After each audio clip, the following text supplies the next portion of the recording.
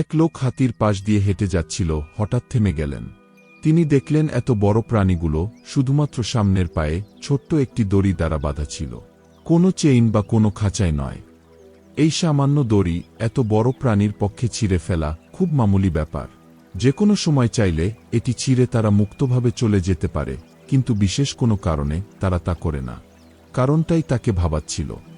কাছেই তিনি একজন প্রশিক্ষককে দেখতে পেলেন এবং জানতে চাইলেন কেন এই প্রাণীগুলো এভাবে দাঁড়িয়ে থাকছে, দূরে পালিয়ে যাবার কোনো চেষ্টা করছে না। তখন প্রশিক্ষক উত্তরে বললেন, যখন এই হাতিগুলো অনেক ছোট ছিল তখন আমরা তাদের এই সাইজের শিকল দিয়েই বেঁধে রাখতাম। সে সময় তারা তা ছেঁড়ার অনেক চেষ্টা করেছে এবং ব্যর্থ হয়েছে। সে বয়সে এই শিকল তাদের আটকে রাখার জন্য যথেষ্ট ছিল। এ অবস্থায় তারা বড় হতে থাকে এবং বিশ্বাস করে নেয় যে এই শিকল ছেঁড়া কখনোই সম্ভব নয়।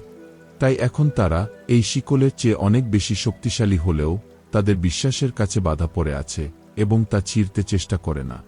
এই প্রাণীগুলো চাইলেই তাদের বন্ধন থেকে বাইরে আসতে পারে, কিন্তু শুধুমাত্র তারা পারবে না।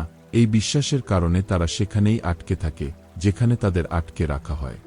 হাতির মতো আমাদের অনেকেই বিশ্বাস করে বসে আছি যে জীবনে কিছু করতে পারব না, শুধুমাত্র জীবনে কোনো এক সময় ব্যর্থ হয়েছিলাম এই কারণে।